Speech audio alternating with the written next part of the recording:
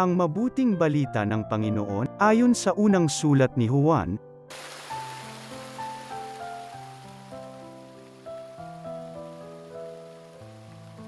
Minamahal kong mga kapatid, inaaring mga anak ng Diyos ang sumasampalatayang si Jesus ang Mesiyas, at sino mang umiibig sa Ama ay umiibig din sa mga anak.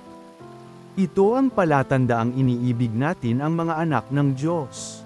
Kapag iniibig natin ang Diyos at tinutupad ang kanyang mga utos, sapagkat ang tunay na umiibig sa Diyos ay yaong tumutupad ng kanyang mga utos.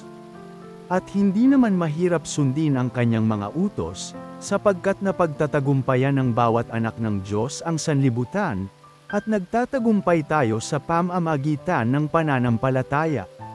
Sino ang makapagtatagumpay laban sa sanlibutan? Ang sumasampalatayang si Jesus ang anak ng Diyos. Si Hesukristo ang naparito sa sanlibutan, bininyagan sa tubig, at nagbubaw ng kanyang dugo sa kanyang kamatayan, hindi lamang bininyagan sa tubig, kundi nagbubaw pa ng kanyang dugo. Ang Espiritu ang nagpapatutuo tungkol dito, sapagkat ang Espiritu ay katotohanan. Ang mabuting balita ng Panginoon.